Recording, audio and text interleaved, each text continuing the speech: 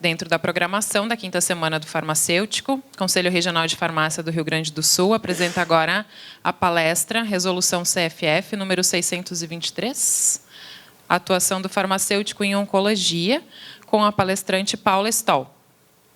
Ela possui graduação em farmácia pela Universidade Federal do Rio Grande do Sul, residência em Oncologia e Hematologia pelo Programa de Residência Integrada em Saúde do Grupo Hospitalar Conceição, e mestrado em Medicina, Programa de Pós-Graduação de Ciências Médicas da URGS. Atua como farmacêutica da Coordenação da Política de Assistência Farmacêutica da Secretaria Estadual de Saúde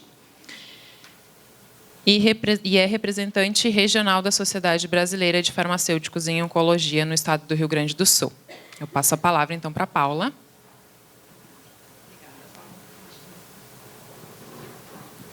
Bom, boa tarde a todos. Já fui apresentada e eu espero que vocês tenham percebido que eu não sou o Josué Shostak, como está na programação. Ele, infelizmente, não pôde vir, é nosso mestre, professor, conselheiro federal, e eu espero trazer um pouco do que ele traria para vocês. Se ficar alguma dúvida, eu me coloco à disposição, prometo conversar com ele, levar as dúvidas, enfim, né, porque ele participou ativamente da elaboração e defendeu a publicação da Resolução 623 do Conselho Federal de Farmácia. Tu tem um...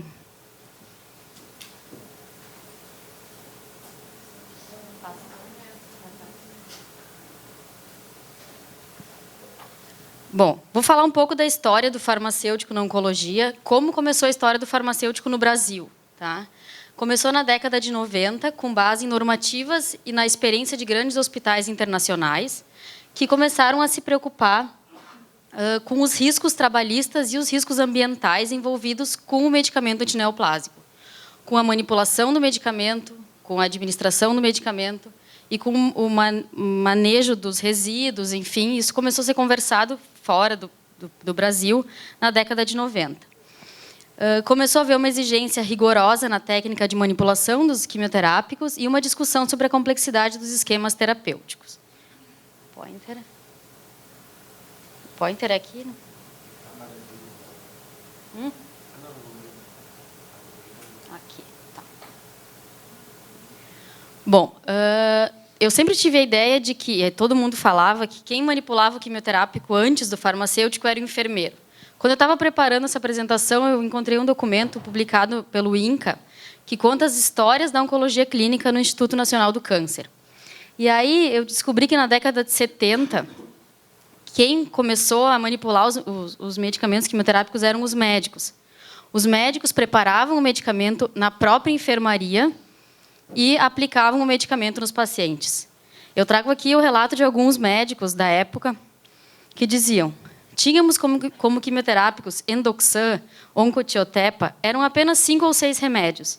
Então, não fazia sentido ter uma sessão para o médico manipular 5 ou 6 quimioterápicos. Ou seja, a justificativa para não ter um espaço físico adequado, enfim, era que tinha o arsenal terapêutico era tão pequeno que não justificava ter uma sessão, um espaço, enfim, um cuidado com esse preparo. Aqui é a frase do chefe do serviço de oncologia na época. Não se tinha conhecimento dessa série de proteções que hoje é de rotina, como luvas e capela, para proteção pessoal e ambiental. Os profissionais, sem saberem, se expunham muito ao diluírem essas drogas. Então, é assustador, né? Em 80, isso começou a mudar, e quem começou a preparar os antineoplásicos eram os enfermeiros e os técnicos de enfermagem, na época. A manipulação era feita na sala da enfermaria também, tá? Em cima da bancada, aqui na bancada, ou aqui nos carrinhos de curativos, como eles chamam, do lado do paciente. Tá? O único EPI utilizado na época eram as luvas. E nessa foto aqui que está no arquivo, nem luvas elas estavam usando. Em 90, a função começou a ser exercida somente por enfermeiros, os técnicos de enfermagem não faziam mais. Surgiram alguns equipamentos, então umas capelas, enfim, com fluxo laminar, e novos EPIs, como um capote de pano com punho, a luva já era de borracha, e uma máscara com filtro triplo. Então, aqui tem algumas imagens da enfermeira preparando, mas, além do preparo, que vocês veem que é uma capela completamente diferente do que a gente tem hoje, o o enfermeiro tinha toda a função de administração do medicamento e cuidado do paciente. Então, ficava sobrecarregado, eram muitas funções. E essa função da manipulação passou a ser exercida pelo farmacêutico somente a partir de 96, com a Resolução 288 do Conselho Federal de Farmácia. Essa resolução diz que a competência para exercício da atividade de manipulação dos antineoplásicos é uma atribuição exclusiva do farmacêutico. Então, esse foi o primeiro grande marco, na verdade, da história do farmacêutico na oncologia. Eu trago aqui só uma linha do tempo, bem simples, para mostrar as resoluções do Conselho Federal de Farmácia e o objetivo da nossa conversa. Ai, estou atrapalhada com isso aqui.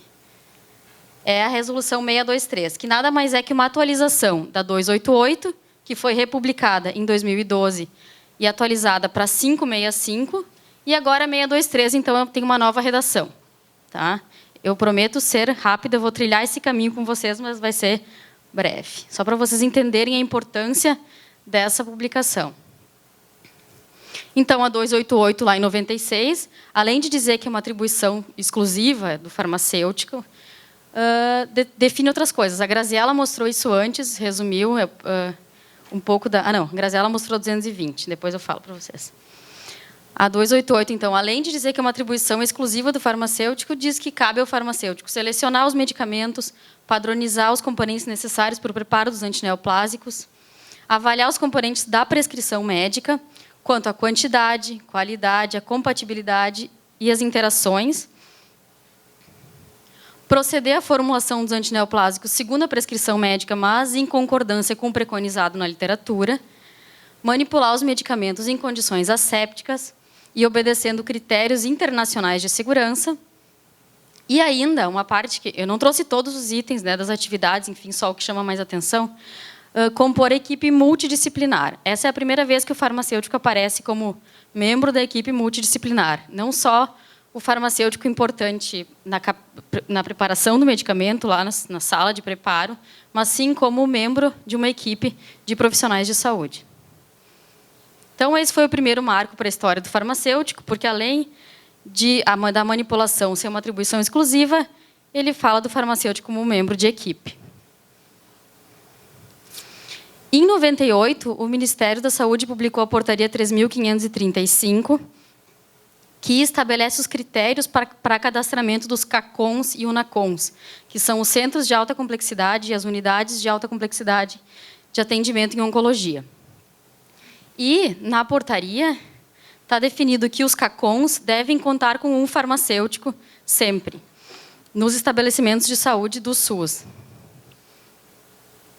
Além disso, então, ele reforça, ele traz, de novo, a Resolução 288, dizendo que o preparo deve ser feito por um farmacêutico e todo o preparo deve ser feito em uma cabine de fluxo laminar classe 2B2. Então, já aparece aqui, já começa a ter um critério maior, uma preocupação maior de segurança, com a segurança do profissional de saúde também. E, em 2004, aí sim, o que a Graziella mostrou para vocês antes, a RDC da Anvisa 220, que tem todos os critérios de um serviço, estabelece todos os requisitos de um serviço de terapia antineoplásica. Define o serviço como que deve ser composto por uma equipe multiprofissional, e aí ele define o que é uma equipe multiprofissional. Também já foi apresentado antes pela Graziella. Tem que ter um médico especialista, um enfermeiro, que vai ser o responsável pelas atividades da enfermagem, e o farmacêutico. Tá? O médico especialista pode ser um oncologista clínico, um hematologista, um oncopediatra, enfim, depende do público, né, daquele serviço. E aí está bem descrito os papéis do farmacêutico nessa equipe. Além das atividades relacionadas à manipulação, então, tem o monitoramento de todas as outras etapas que envolvem o preparo, análise da prescrição médica, transporte do medicamento e até o descarte dos resíduos do medicamento, participação em atividades de farmacovigilância, acompanhamento dos pacientes e até a proposição de intervenções e melhorias em processos que envolvem a terapia antineoplásica. Então, o principal papel do farmacêutico é atuar e se comunicar com a equipe para aumentar a segurança e efetividade da terapia. Além disso, a RDC 220 traz alguns requisitos Da infraestrutura física, né, já aparece aqui, que tem que ter uma área, uma antessala de preparo, enfim, para higienização, para lavar as mãos, uma sala exclusiva, a capela, porque antes dizia que tinha que ter uma capela, mas a capela não pode ser no meio da enfermaria, lá onde prepara os outros medicamentos, enfim, tem que ser uma área exclusiva, com uma metragem, dependendo do número de capelas que tu tiver, e algumas informações sobre a cabine também. Como é que ela deve funcionar, quanto tempo antes de usar a capela tu tem que ligar, enfim, ela tem que ter para ter um funcionamento perfeito. Como funciona a manutenção da capela, os EPIs que devem ser utilizados, orientações sobre a manipulação, rotulagem, embalagem, conservação, transporte e até o controle de qualidade. Quem trabalha em oncologia, tenho certeza que conhece a RDC, quem tem interesse em trabalhar, busca, porque vale a pena, ela está precisando ser renovada, porque ela já está em 2004, né, já fazem 12 anos, mas ela ainda é vigente. Aqui trouxe uma foto, só para quem eventualmente não conhece ainda. Essa é uma capela. Vocês viram que já mudou muito em relação à foto que eu mostrei anteriormente, como a enfermagem preparava antigamente. Bom, em 2012, já tinham se passado 16 anos da primeira publicação do Conselho Federal de Farmácia, e houve uma necessidade de uma nova redação da resolução. Então, foi publicado uma revisão que diz, então, ele mantém que é a atribuição privativa do farmacêutico o preparo dos antineoplásicos, reforça que é em serviços de saúde públicos e privados, né? E traz na verdade, algumas mudanças de terminologias, assim, inclui algumas atividades do farmacêutico que não apareciam lá em 96.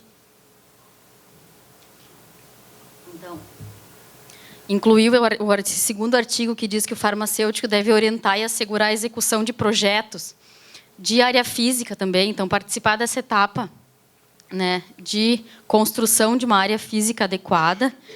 E, além disso, entre as atividades do farmacêutico, que são inúmeras, fala que ele também é responsável pela padronização e seleção, não só dos antineoplásicos, mas de todos os medicamentos de suporte e de todos os materiais necessários. Então, quem trabalha na oncologia, quem trabalha na manipulação, sabe como é importante que a seringa seja boa, que a agulha seja boa, que o teu equipo seja adequado, que a bolsa seja, enfim. O farmacêutico tem que participar desse processo de seleção também, porque tudo isso faz parte da qualidade do atendimento. Ainda, contribuir para elaborar os protocolos clínicos de farmacovigilância, pensando nas reações adversas, participar de estudos de farmacoeconomia, que é uma coisa nova, que lá em 96 não aparecia ainda. Enfim, essa 565 foi uma atualização da 288, em que traz algumas novidades que também vale a pena dar uma olhadinha, quem tem interesse. A resolução 585 e a 586 de 2013, eu não trouxe detalhes dela aqui, porque vocês devem conhecer, foram bastante comentadas, deu bastante polêmica. Então, que são as resoluções que falam das atribuições clínicas do farmacêutico e da prescrição farmacêutica. Então, foi um marco muito importante para todos os profissionais, não são resoluções que são de farmacêutico oncológico, mas elas são essenciais para todos os farmacêuticos que atuam, principalmente que fazem farmácia clínica. Então, eu sugiro, quem tem interesse, dar uma olhada também. Bom, e qual a importância da regulamentação da atuação do farmacêutico na oncologia? Por que é tão importante que as atividades estejam bem regulamentadas? Principalmente pelas características dos medicamentos.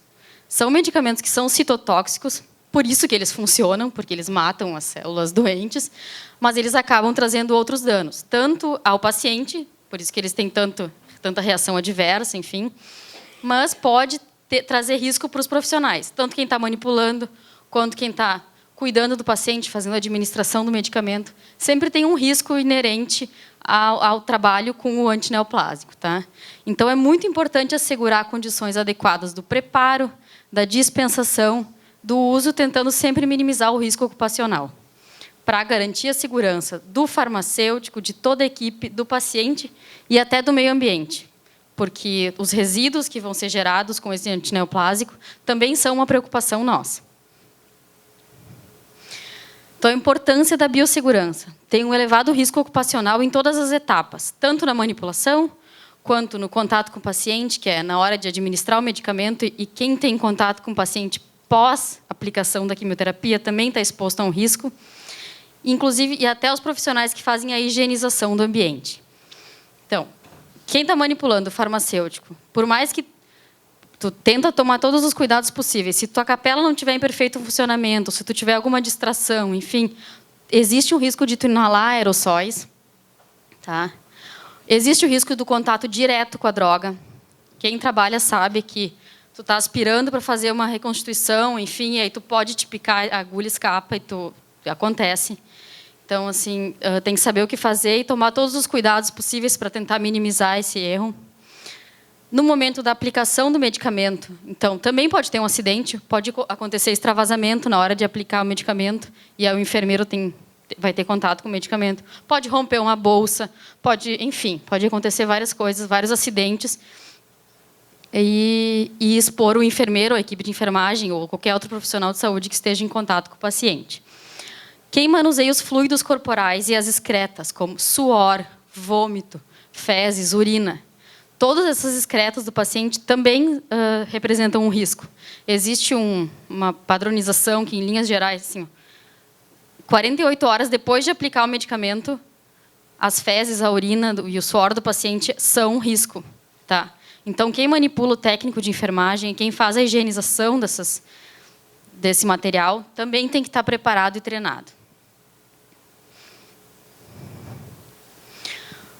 Os potenciais danos à saúde. Então, a gente sabe que usando todas as estratégias usando os EPIs, seguindo todas as normas, o risco tende a ser minimizado. Como a Graziela falou, o risco zero erro zero não existe, né? A gente sabe, não é nem só nos grandes hospitais americanos, que a gente acha que acontece tudo certo, acontece muito erro, eu vou mostrar para vocês depois. Então, os erros podem causar danos para o profissional de saúde. Danos imediatos, no momento que tu teve algum contato, pode dar uma reação imediatamente. Tontura, cefaleia, náusea, vômitos, irritação da garganta e dos olhos, alteração da mucosa, reações alérgicas e cutâneas. E danos tardios, que resultam de uma exposição cumulativa. Alguém que usa sempre uma técnica que não é a correta, tá? Gradativamente, trabalha há anos na mesma função, sempre usando uma técnica que não está correta e pode sempre se expor a um risco, pode ter problemas tardios como mutagenicidade, irregularidades menstruais, perda de cabelo, infertilidade, aborto, malformações congênitas e até câncer. Além de toda essa preocupação com o risco ocupacional, existem o problema dos erros de medicação, que não são inerentes à oncologia, vocês sabem, acontecem em todas as áreas, mas na oncologia o risco desses erros serem fatais é muito maior. Então, isso se deve aos regimes terapêuticos, que são complexos e inovadores. Tem muito medicamento oncológico sendo lançado no mercado com muito pouca experiência de uso. Diferente de outras áreas, que o medicamento só entra no mercado depois que passou por um estudo de fase 3, depois de X tempo de avaliação, número mínimo de pacientes, na oncologia, nem sempre isso acontece. Existem umas modalidades de aprovação acelerada, que em algumas doenças graves, que tu não tem tratamento estabelecido, se tiver um estudo de fase 2 mostrando que tem alguma efetividade, alguma eficácia, um medicamento para uma doença que não tinha tratamento, esse medicamento pode entrar no mercado. Tá? Então, se conhece muito pouco da segurança, e o que expõe muito a um risco, né? Risco maior de erros, por falta de conhecimento e de experiência dos profissionais de saúde, enfim. Além disso, medicamentos já conhecidos, muito conhecidos, têm um baixo índice terapêutico. A dose que é efetiva é muito próximo da dose tóxica. Então, um erro que com algum outro medicamento causaria um problema, na oncologia o problema pode ser muito maior. Tá? Então, a margem de segurança fica muito estreita. Isso tudo faz com que exija uma atenção aumentada dos profissionais envolvidos. Os quimioterápicos, e aí sempre fiquem atentos que a gente está falando de quimioterápicos e aí entram os medicamentos de uso oral também. Todos os inibidores de tirosina quinase, enfim, muito medicamento é de uso oral e parece que não oferece tanto risco, né? Oferece risco também. Eles também são considerados medicamentos de alta vigilância, que são aqueles associados com um alto risco de provocar danos. Ou seja, medicamentos de alta vigilância não são aqueles que causam muitos erros. Mas quando o erro ocorre, a chance do erro ser grave é grande. Aqui eu trago um dado de um estudo que avaliou uns ambulatórios de oncologia nos Estados Unidos. Eles pegaram os registros de 4 ambulatórios de atendimento oncológico, 3 ambulatórios adulto e 1 pediátrico. E registraram as consultas, enfim, realizadas num determinado período. Os dados de 1.379 consultas foram registradas, que envolveram quase 12 mil medicamentos.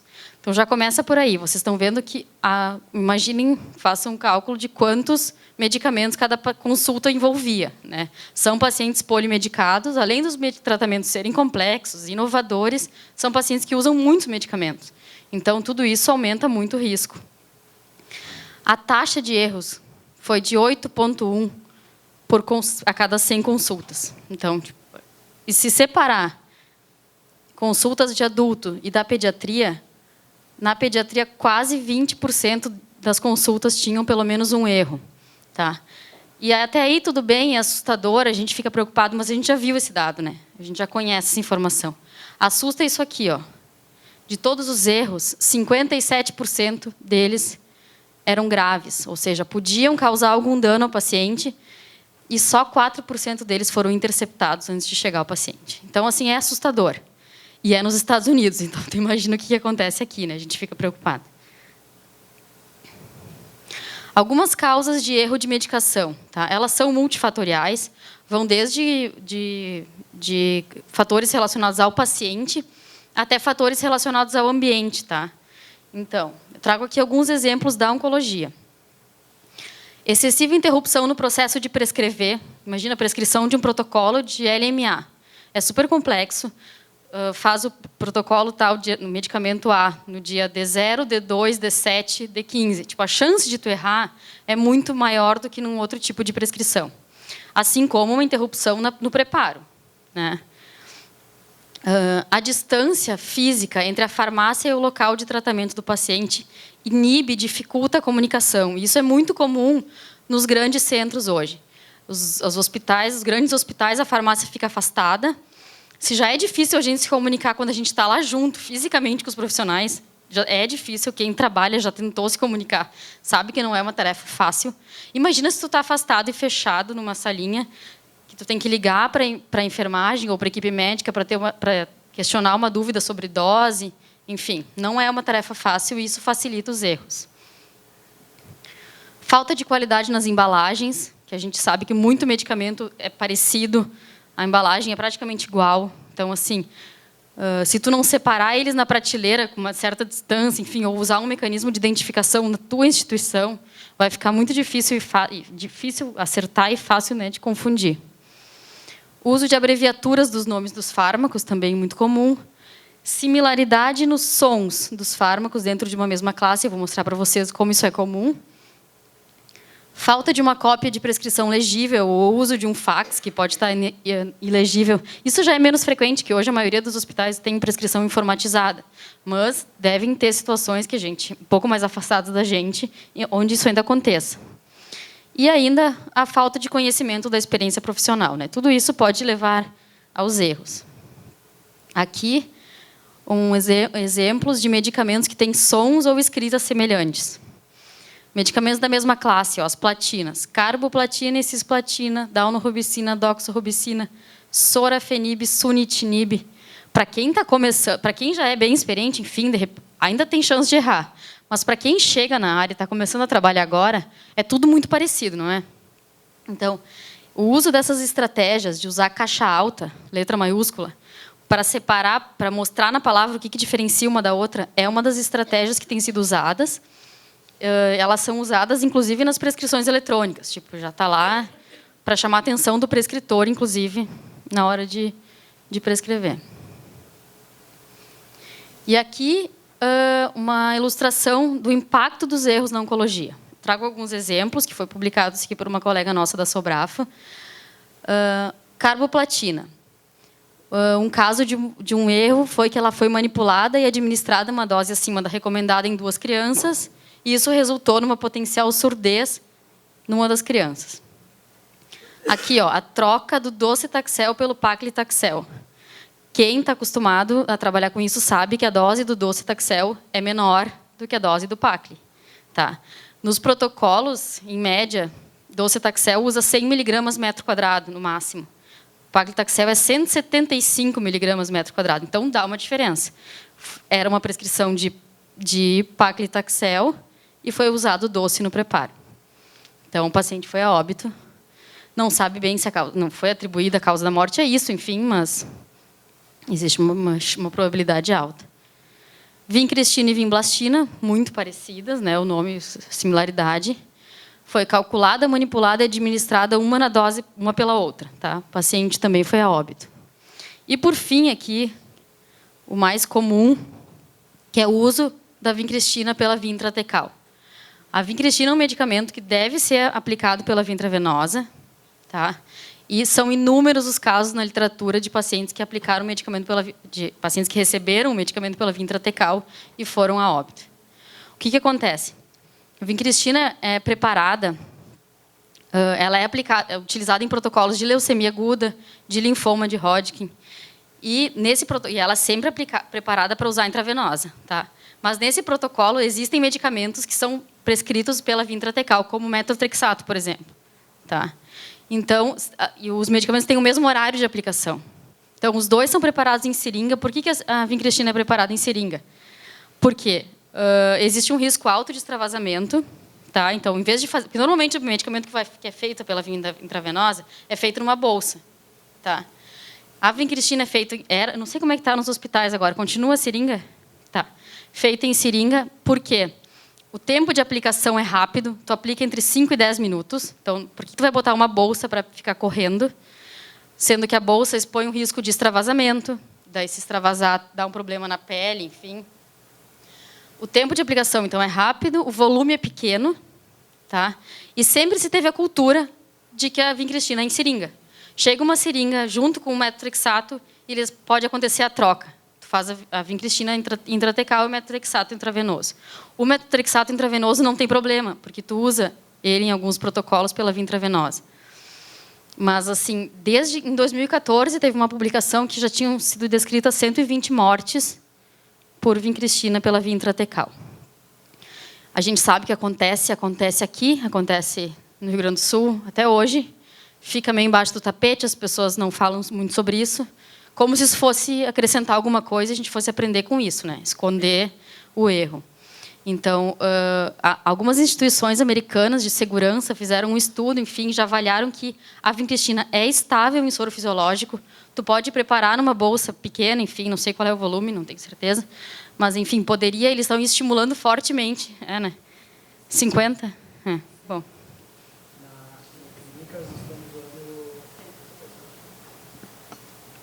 Boa tarde.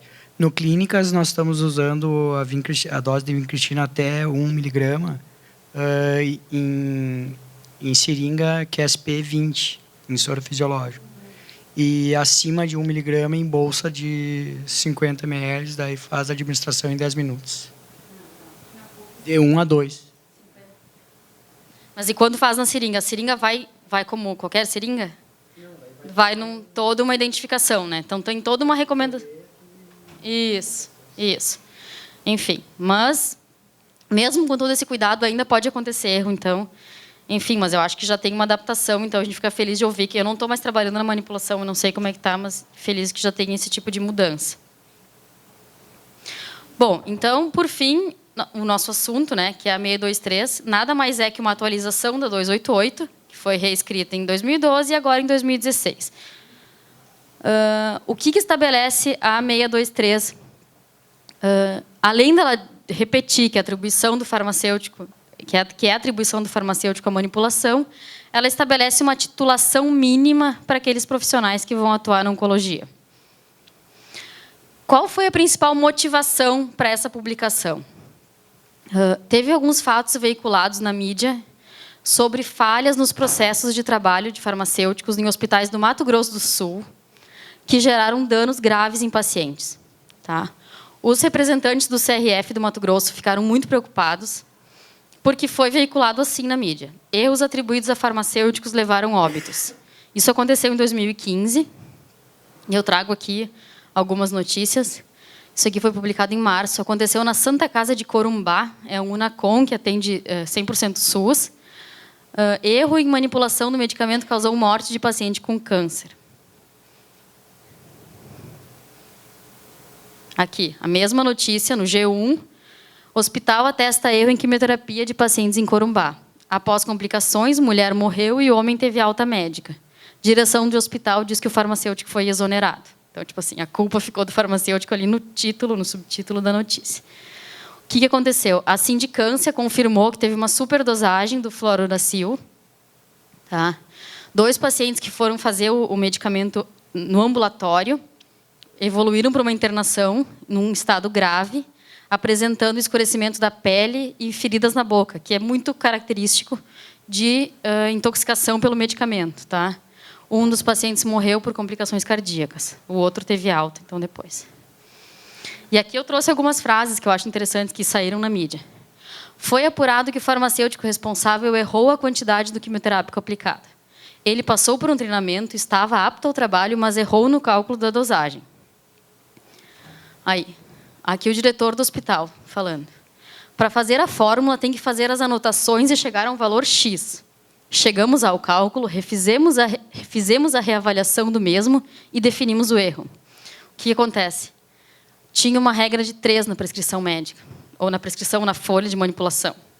Então, a prova do farmacêutico do erro estava ali. Ele calculou errado, ele fez uma regra de 3 errado e matou a pessoa em função disso.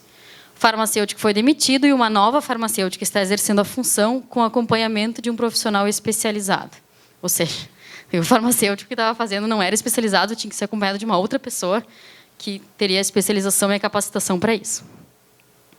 Então, assustador.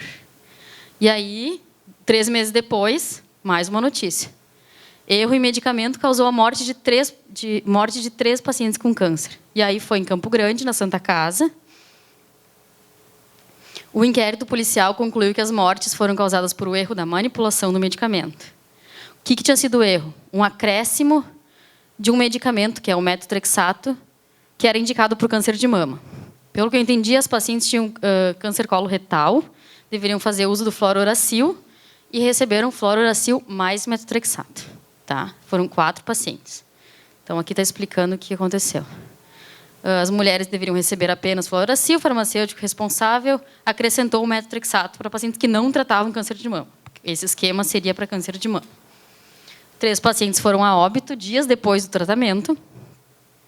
E um deles sobreviveu. E ele foi fundamental para comprovar o erro, porque dosaram no sangue dele a presença de metotrexato, enfim. Aqui a mesma notícia ainda. E aqui acontece que não foi só o farmacêutico que está respondendo pelo erro, né? Tem 5 profissionais envolvidos.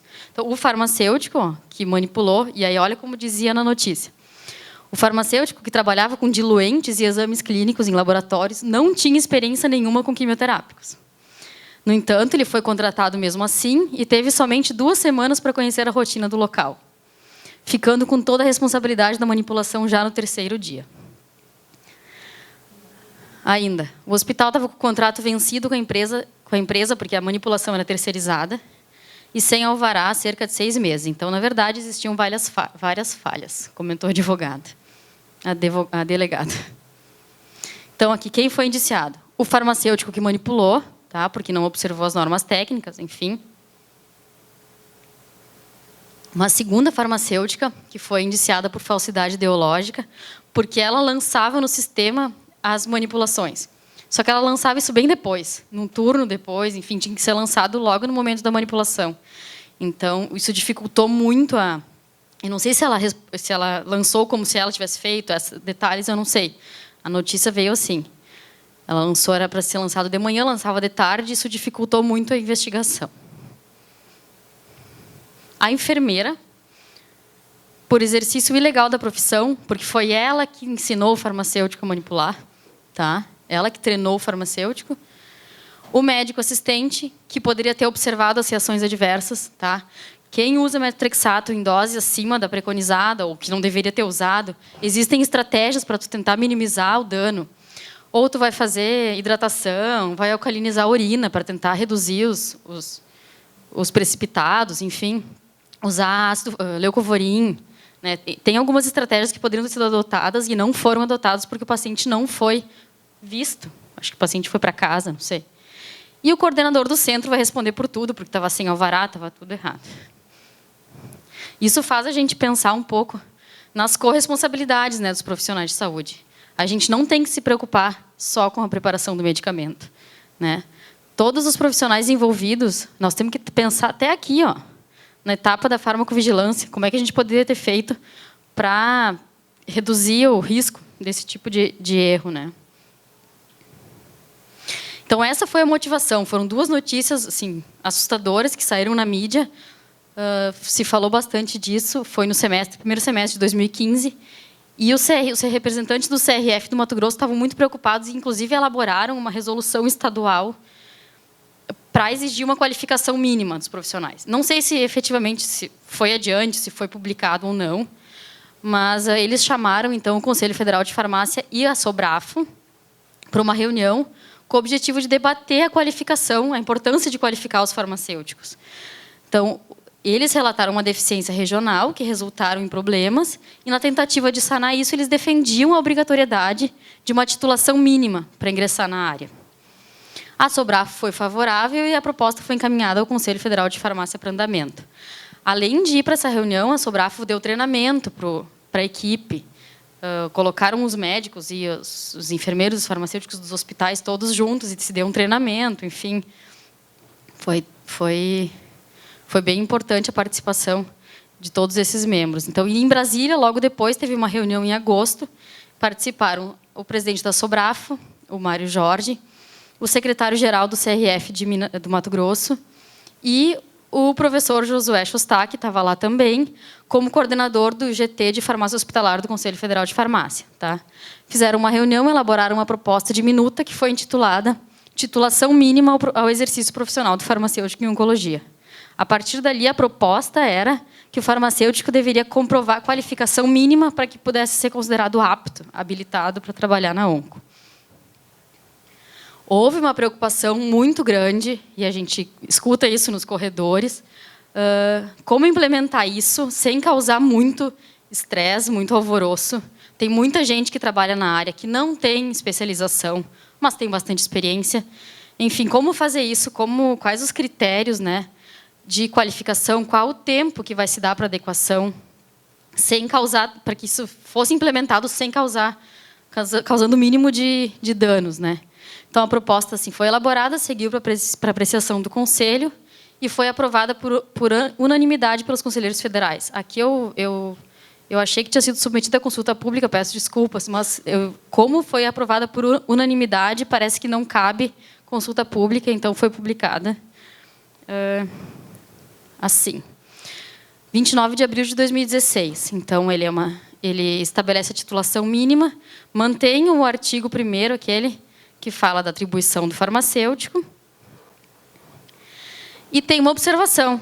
É a atribuição do farmacêutico, mas, para exercício das atividades na oncologia, o profissional farmacêutico deve atender pelo menos um dos seguintes critérios.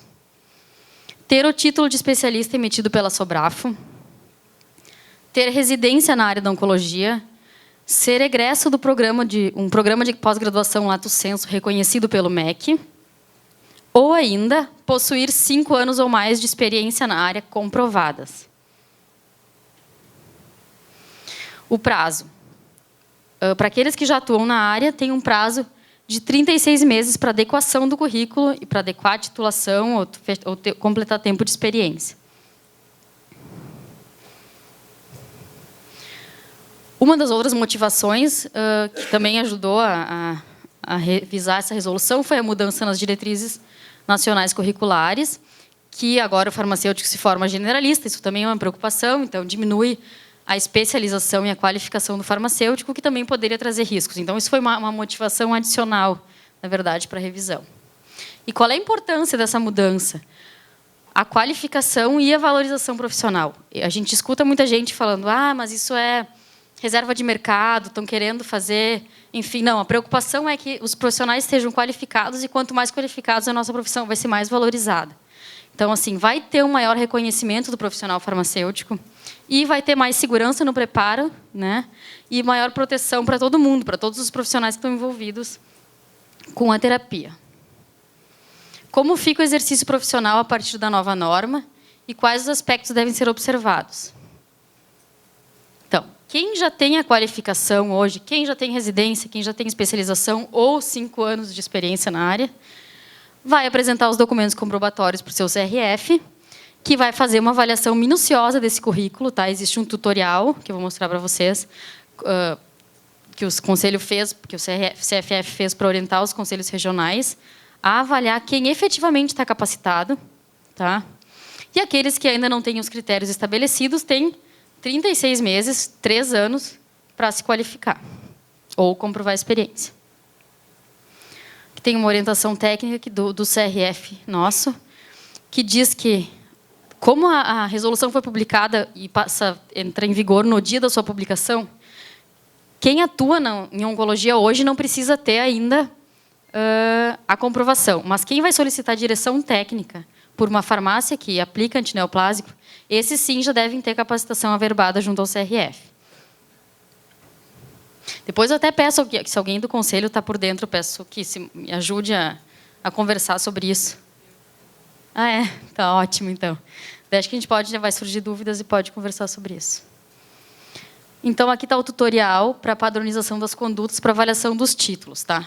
Quem é especialista, tem residência ou tem pós-graduação, vai anexar a cópia simples e a original do título vai enviar para o CRF.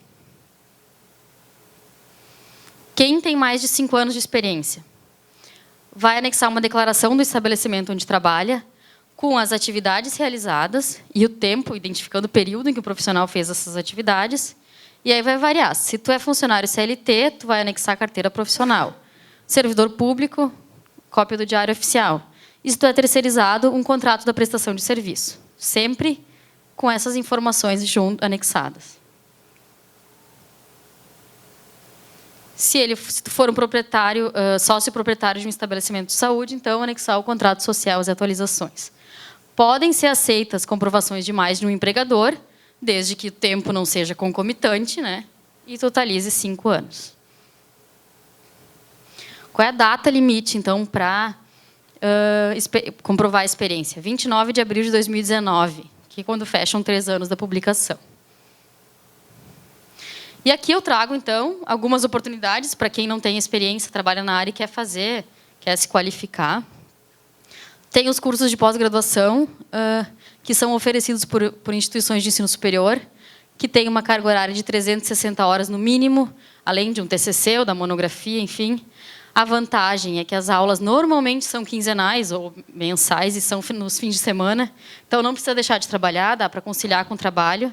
E o tempo de duração é entre 1 ano e meio, 2 anos, eu acho, no máximo. Depende um pouco do aluno também. Mas, então, dá para fazer ainda, dá para começar em 2017 e fazer um pós-graduação. Aqui, não estou fazendo propaganda de ninguém. Se alguém tiver algum outro pós-graduação que eu não tenha lembrado, por favor, comente. Tenho pós-graduação do Moinhos, do Instituto de Ensino e Pesquisa. Uma carga horária de 385 horas com atividades práticas nas instalações do Moinhos de Vento. O curso dura 18 meses. Tem na São Camilo também, com essa carga horária também, 1 ano e meio. E em 2017, aí eu vou pedir também ajuda do Conselho, tem uma novidade, parece que vai ter um curso lançado pelo Conselho Federal de Farmácia em parceria com os CRFs. Não sei detalhes, mas parece que vai ser muito bom. Estão falando assim, que vai ter uma metodologia super interessante, com atividades práticas, mas eu confesso que eu não sei detalhes. Esperamos notícias, é para ser 2017. E tem a residência integrada em saúde, que é um perfil um pouco diferente de qualificação, mais intensivo, né? São 24 meses de formação, 60 horas por semana, então não dá para trabalhar junto, dedicação exclusiva. Mas é uma capacitação por meio do trabalho. Então, tu atua no serviço, junto com uma equipe de saúde. A carga horária mínima, 5.760 horas, mas o legal é que são 80% dessa carga horária é em atividade prática. Então, assim, tu vai aprender na marra, porque tu vai estar no meio da equipe de saúde. É sempre multiprofissional, não é a residência do farmacêutico em oncologia, é a residência da equipe multiprofissional em oncologia. Então, tu começa já com uma equipe de 4 ou 5 outros profissionais e tu vai direto para a unidade de saúde. Ou se tu está manipulando, tu fica manipulando um turno e no turno oposto tu vai para a unidade de atendimento. Eu sou suspeita, eu fiz o programa do GHC, do Conceição, e é muito, muito interessante. Mas tem que ter dedicação exclusiva, então quem já está trabalhando fica inviável. Tem uma remuneração por meio de bolsa, o que é uma vantagem, mas não é vantagem, afinal tu está trabalhando também, que, salvo engano, a última atualização é um valor de R$ 3.330, a bolsa. Em Porto Alegre, então, tem no Grupo Hospitalar Conceição, começou em 2009, foi a primeira turma do Rio Grande do Sul, que incluiu o farmacêutico. Uma vaga tem para farmacêutico, uma vaga por ano, e aqui os outros profissionais. São 6 profissionais que integram a equipe, fora a medicina e todos os outros que não fazem parte do programa, né? Mas no programa tem esses 6 profissionais. No Hospital de Clínicas tem uma vaga para o farmacêutico na oncologia. O edital está aqui, as inscrições começam em 31 de outubro, a prova em dezembro. Quem tiver interesse, entra no site do Clínicas, da FAURGS, eu acho, não sei. Quem quer sair de Porto Alegre também tem outras oportunidades. Santa Maria está com vaga aberta também. E quem quer morar no Rio de Janeiro, tem mais a vantagem de estar no Rio, tem 10 vagas para farmacêuticos. Inscrição está aberta, vai até dia 9, a prova em novembro. E tem outras no país. Eu sei que no Paraná tem uma muito boa no Erasto Gartner, que é muito elogiada. O pessoal tem se mudado para o Paraná para fazer residência. Então, deem uma olhada também. Não trouxe aqui dados de lá. Uma terceira opção é fazer a prova de especialista Sobrafo, tá? Que é uma prova, hoje ela é bianual, né, que acontece junto com o congresso. Tem que ter alguns requisitos para tu fazer a prova. Tu tem que ter 3 anos de experiência, tá? E esses 3 anos tem que ter sido nos últimos 5 anos. Hoje é assim. Algumas etapas da prova, tem uma prova... Primeiro, uma análise do currículo, tu tem que atingir uma pontuação da pré-estabelecida, tu tem que fazer a metade. E uma prova objetiva, que é feita no congresso. Durante o congresso, uma tarde do congresso, é a prova.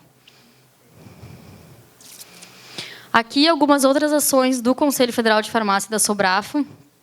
Em maio, foi elaborada uma proposta de novas diretrizes curriculares, que o Conselho Federal entregou ao Conselho Nacional de Educação uma proposta para atualizar as diretrizes curriculares. A Sobrafo sugeriu incluir uma disciplina que contemple a oncologia já na graduação. A sugestão foi acatada e está na nova diretriz. Então, o objetivo é proporcionar que já na graduação o farmacêutico, o estudante de farmácia, tenha contato com a oncologia.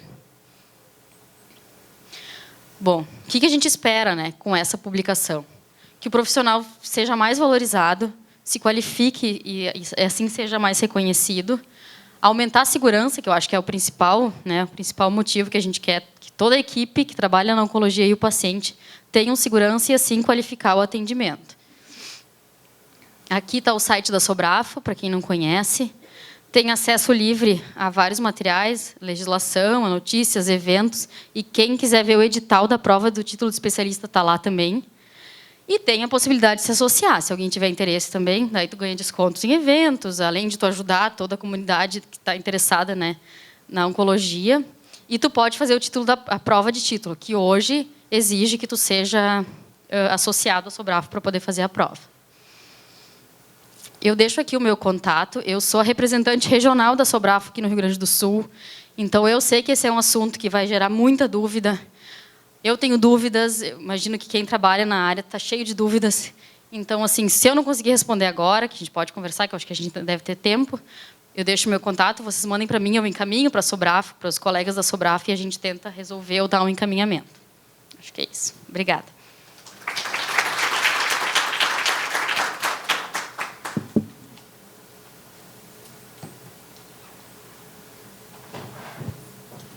Estamos abertos a perguntas. Alguém tem alguma pergunta para fazer para a Paula?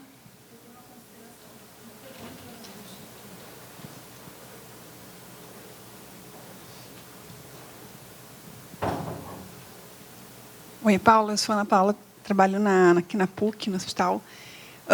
Na verdade, eu acho bem importante, eu trabalhei quase 2 anos na quimioterapia do hospital e acho muito relevante, sim, essa habilitação, uma titulação mínima, mas eu só gostaria de deixar em aberto assim, o exemplo do que aconteceu lá com aquele farmacêutico que foi exonerado. Eu acho que, por trás disso, existe toda uma rotina bem atribulada ao farmacêutico, que é um trabalho de risco, é um trabalho onde o risco de erro anda junto com a rotina. Frequentemente, acho que quem trabalhou e trabalha em químio entende o que eu estou dizendo. A gente costuma falar na rotina que nós somos a ponta da flecha, né? Então, eu gostaria de deixar essa consideração de que pensar, não, com certeza, o conhecimento, a habilitação é de extrema importância, mas pensar no profissional que está trabalhando ali com quantas manipulações por dia, lidar com prescrições médicas que são confusas. Eu acho que tudo isso deve ser levado em consideração. Acho que minha colega que está aqui hoje, trabalha na químio, pode reforçar o que eu estou falando, né, Vivian? Então, eu acho que a CRF, como entidade, acho que também tem que abrir um pouco, não só na qualificação, mas também nas condições de trabalho do farmacêutico. O farmacêutico foi exonerado, colocaram outro no lugar, mas e aí? A dificuldade, os riscos continuam, entendeu? Não foi tirar uma pessoa desabilitada, se assim se pode se dizer isso, né? Mas em que condições aquele profissional está trabalhando. Assim como a enfermeira também, como todos os outros da área da saúde. Quer falar? Não, agradeço a colaboração, eu acho que tu tem completa razão. E acho que, além de pensar nisso, pensar que o farmacêutico ali faz parte de um sistema que está com falhas, né? Na verdade, são todas as etapas, outras etapas tiveram falhas. Como no primeiro caso, o farmacêutico foi exonerado, ponto. Parecia que era uma resposta. Tipo, tiramos o problema. Né? Não resolveu o problema. No segundo caso, isso já fica um pouco menos, um pouco melhor, porque todos os profissionais envolvidos foram apontados também, porque teve falhas em outras etapas também. Mas eu acho que tem razão. Eu acho que a gente tem que...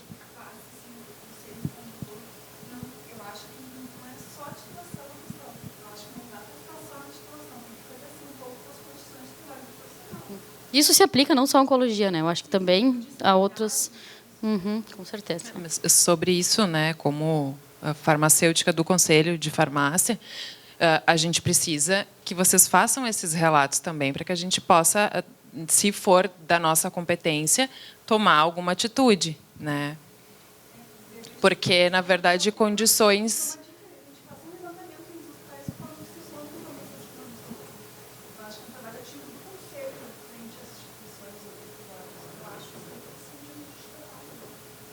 Mas aí fiscalização de ambiente de trabalho não é competência do conselho, é do sindicato. Aí é do sindicato, era esse o outro ponto que eu ia colocar.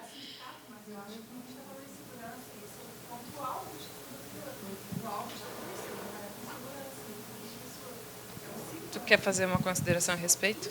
O teu é sobre isso também? Sim? Então, sim. Oi, boa tarde, Paula. Juntando com o que a Ana Paula falou aqui, e com quem teve na outra palestra anterior da Graziella, tem muito a ver com a questão da gestão do processo, porque é muito simples, como tu falou, chegar ali no final, a farmacêutica foi tirado, acabou-se tudo. Na realidade, a gente sabe que tem toda uma estrutura, toda uma cultura, dependendo de onde é o lugar, de onde é a empresa, se é uma empresa particular, se é um hospital público, etc., etc., etc., né? Então, são vários detalhes que a gente não pode deixar de perceber, de olhar com muita minúcia e atenção. A minha pergunta vem na seguinte direção. Existe algum trabalho ou algum estudo em relação aos serviços de oncologia de farmácias aqui no Rio Grande do Sul? Existe um mapeamento? Quantos são os serviços? Quantos profissionais tem? Qual a carga de trabalho? Isso. Sim, então eu te pergunto se existe esse mapeamento. Não sabemos ainda. Eu trabalhei muito tempo, mais de 10 anos em oncologia, mas poucos colegas eu conheço, entende? Qual a estrutura que eles trabalhavam? né, que tipo de demanda tinham, qual era o perfil de atendimento, se era possível fazer juntamente trabalho de atenção farmacêutica, sim, não, sabe? Como é teu nome, desculpa? Ricardo. Ricardo, eu confesso que eu desconheço se existe essa avaliação, esses dados, mas eu acho que eles são essenciais, na verdade, e fica como uma proposta, de repente, que a gente pode levar até levar para a Sobraf, enfim, que pode disparar através dos seus representantes regionais. Não fazer só no Rio Grande do Sul, né? Não tem por que fazer só no Rio Grande do Sul, e nós disparar isso para todos os serviços cadastrados, enfim, para poder mensurar e começar a pensar, né, o que a gente tem que... Claro que cada instituição tem que pensar nisso também, né? A gente sabe que falta é o gestor pensar, porque se ele botar isso no papel, talvez isso vai trazer custo para ele, né? Ele vai ver que ele vai precisar contratar mais gente, que tem gente sobrecarregada. Então, isso talvez não tenha um interesse tão grande de algumas instituições, eu não sei. Mas eu acho que fica a dica, eu acho que a gente pode... Fica a sugestão, tu pode até deixar, de repente, formalizar, né? A gente possa encaminhar. E acho que seria muito importante, né? Porque a gente pudesse pensar em ações futuras assim. Vou ser breve, minha fala vai nesse sentido também, porque, de qualquer forma, o Conselho está oferecendo o alvará de funcionamento para esses locais que fazem a manipulação desses produtos, né? E nós, já aconteceu comigo, posso falar isso, quando a gente tem visita da vigilância, a gente colabora para mostrar tudo que não pode, né? E aí se fazem solicitações que não são atendidas, e na próxima visita pede de novo, não é atendido, vira um trabalho eterno. Então, de repente, eu acho que uma parceria do Conselho com vigilância e com o sindicato seria importante para identificar essas questões, até justamente pensando na ética profissional e também que o Conselho também está autorizando aquele local a funcionar, né? Então, acho que isso é importante, é só uma observação. Não sei se tu quer falar em nome do Conselho. Não, na verdade, né, a gente precisa ter uma demanda para a gente procurar. Eu estava falando ali para ela, a gente tem que ter... Eu acho que essa questão do levantamento, de se ter registros dessas situações, dessas circunstâncias, para que a gente possa, né, no que for de nossa competência, e se não for, até buscar parcerias para tentar resolver, mas a gente precisa ter demanda. Se isso não chega para nós de uma forma assim formalizada, a gente não tem como ir atrás, né? Tu falaste, tem que fazer uma busca ativa, mas aí o Conselho vai procurar situações para fazer busca ativa. A gente tem as fiscalizações de rotina que a gente faz, a gente tem as inspeções conjuntas que a gente também faz nas drogarias, nas farmácias de manipulação e nos locais que a gente percebe que tem maiores problemas. A gente vai com a polícia, inclusive, para tentar resolver as situações. Então, assim, a gente precisa ter a demanda, né? Se o fiscal vai lá, coloca para o fiscal tudo que tu tem de problema, né? Vai à vigilância, coloca para a vigilância, para que aí a gente possa, né, multiplicar e passar adiante essa informação e conseguir tentar, né, e tomar alguma providência para tentar resolver esses problemas. A gente tem que ter informação. Mariane, quer falar?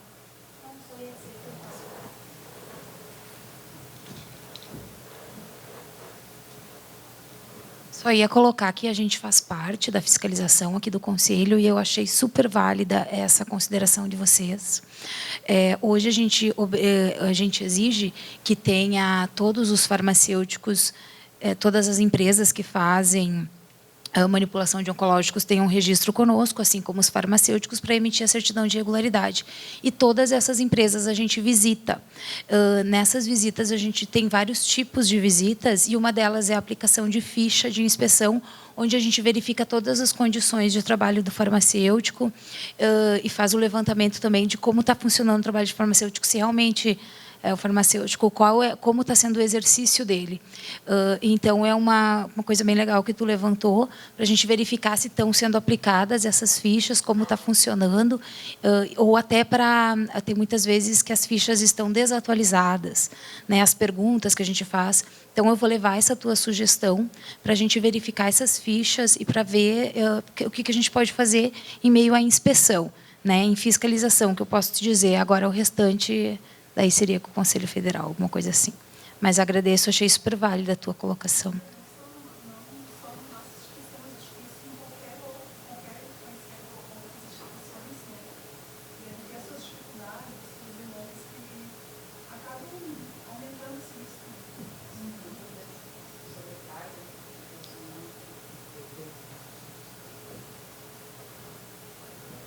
Bom, eu acho muito válida qualquer iniciativa que seja, né, em prol do paciente, para a segurança não só do paciente, mas também de todos os envolvidos. Porém, talvez a exigência de um título de especialista não seja o suficiente para garantir a qualidade e a prática do próprio manipulador. Nós sabemos que a maioria dos cursos de pós-graduação são muito mais teóricos do que práticos, né? Então, até que ponto esses cursos de pós-graduação vão fornecer o embasamento necessário, especialmente prático, necessário para... Exatamente. Então, só gostaria de fazer essa ressalva, que talvez uma semana de sala de um grande centro de manipulação e oncologia seja muito mais importante do que um pós-graduação, um lato sensu, que tu vai ter uma manipulação com líquidos de aguinha, que vai ser muito mais teórico do que prático. Só apenas fazer essa ressalva. E, além disso, eu já comentei antes contigo, já falei para o Josué, especialmente, eu acho que qualquer legislação que entre em vigor a partir de uma data, tu tem que dar o mesmo tempo para todos se adequarem. Então, à medida que a legislação entrou em vigência agora em abril e tem 3 anos, ao meu ver, não se pode exigir 5 anos de experiência. Se eu quiser hoje entrar para trabalhar em oncologia, eu deveria ter o mesmo tempo do que ela vai ser exigida. Ou seja, se hoje ela entra em vigência, se ela vai entrar em vigência em 3 anos, eu acho que ao invés de 5 anos de experiência, teriam que ser 3. Ou exige 5 anos, mas dá 5 anos para os profissionais se adequarem. Então, essas são ressalvas que eu já fiz, inclusive, para o professor Josué Shostak. Eu agradeço e entendo a preocupação, na verdade. Eu acho, não participei pessoalmente das discussões, enfim, mas eu acho que houve uma preocupação com isso, tanto que exige 5 anos, mas te dá outras possibilidades, né, de qualificação.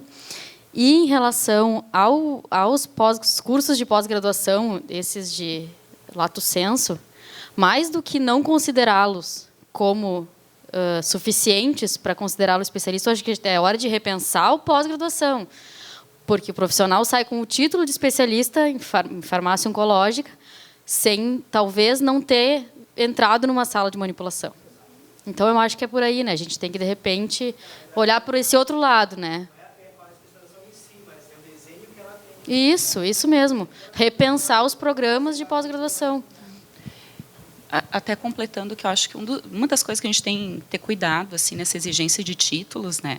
Se a gente for observar o que está acontecendo com a farmácia clínica, com a prescrição farmacêutica, está pipocando um monte de programa de especialização nessas áreas em função da 55 e 56. A mesma coisa vai acontecer em função da 623.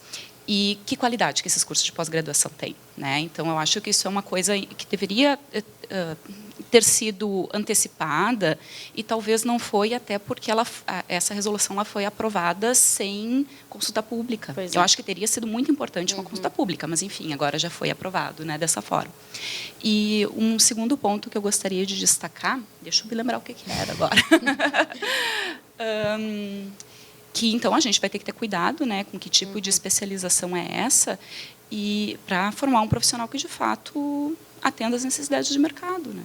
Com certeza. Acho que o caminho é mais por aí, a gente pensar e brigar por cursos com mais qualidade, para poder dizer, eu sou especialista em farmácia oncológica. Não é porque eu fui na aula e nunca entrei, é porque eu tenho um certificado. Porque talvez um ponto que tivesse surgido na consulta pública seria, já que essa é uma área exclusiva, uma atribuição exclusiva do farmacêutico, vamos exigir que exista uma carga horária mínima dentro dos cursos de graduação.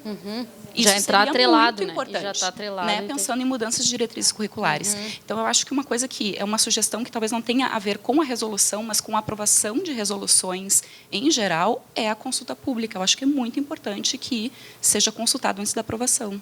Pois é, pelo que pelo que falaram, na verdade, eu até achei, tanto que eu botei na apresentação, é porque, como foi unanimidade dos conselheiros federais, não caberia consulta pública. Aí eu peço desculpas, eu desconheço o fluxo. Não sei também. Não sei se tu sabe nos ajudar.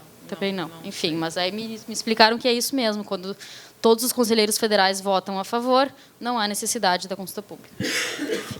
E mais uma observação também, agora eu me lembrei que a Paula comentou a respeito da 220, né, da RDC 220 da Anvisa, que precisa ser revisada, porque já está bastante antiga.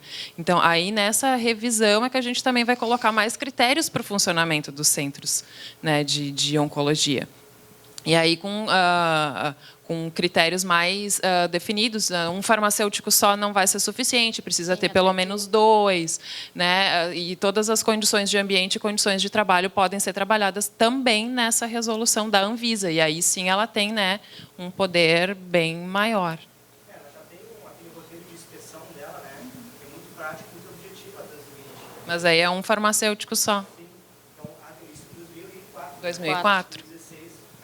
Cabe várias alterações, mas tendo um roteiro de inspeção bem adequado agora às atualidades, né? Seria uma ferramenta muito importante para que a gente, e como entidades profissionais também, pudesse mapear. Eu me preocupo muito com o mapeamento de como é que é esse serviço lá em Santa Maria, lá em Pelotas, lá em Passo Fundo, aqui na PUC. Como é que é o serviço? Ele tem capelas? Quantos profissionais são? Eles fazem rodízio? Quantas manipulações? Né? Para que a gente consiga ter ideia de como é que é o serviço, até para que o Conselho puder também condições com os cursos novos, saber qual o perfil que está sendo necessitado na nossa região, né? A formação.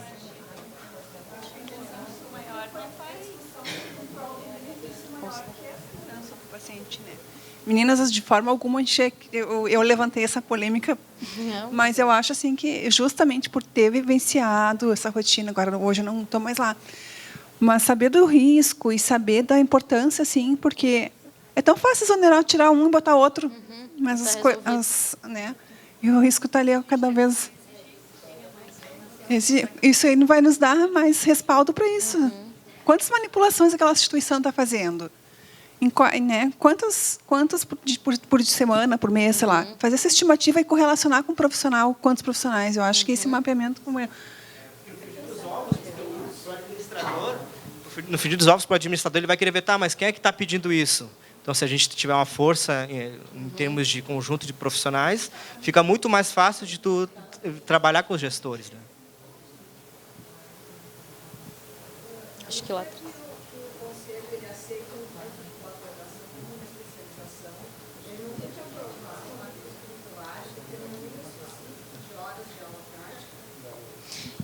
Até onde eu sei, para esses cursos de pós-graduação não existe uma exigência de atividades práticas. Posso estar enganada. Não sei. Posso. É o MEC que faz a definição disso. Mas, de qualquer maneira, eu acho que não é o Conselho Federal de Farmácia que determina a carga horária. Isso tudo passa pelo MEC. Mas, pelo que eu dei uma olhada por cima, são 360 horas no mínimo e não existe uma previsão de carga horária mínima. Sabe? Ah, que bom, então nos ajuda. É que eu não me apresentei antes. Eu sou Luciana, sou professora daqui da faculdade, da disciplina de terapia nutricional e misturas intravenosas. Então, qualquer curso que para averbar no conselho, tu tem que atingir aquilo que o conselho solicita como exigência mínima. Então, nesse caso, são 360 horas. Tu vai poder fazer um curso de especialização em oncologia que tenha no mínimo essa carga horária. Se o MEC reconhece, automaticamente é reconhecido pelo conselho, né? Se tem a carga horária mínima. Agora, se, por exemplo, tu fez um curso de farmácia hospitalar que tinha 60 horas de oncologia, bom, aí não está atingindo as 360 horas exigidas pela resolução, daí não serve. Vai ser como especialista em farmácia hospitalar somente.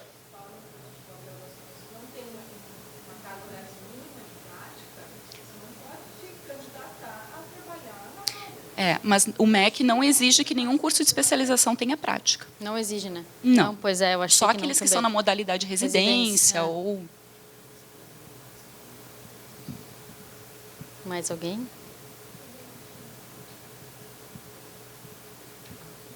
Querem colocar mais alguma coisa? Então, pessoal, muito obrigada pela participação de vocês. Agradeço também a Paula pela disponibilidade. Encerramos por hoje. Amanhã temos mais palestras, começando às 9h aqui na PUC. Uma boa tarde a todos.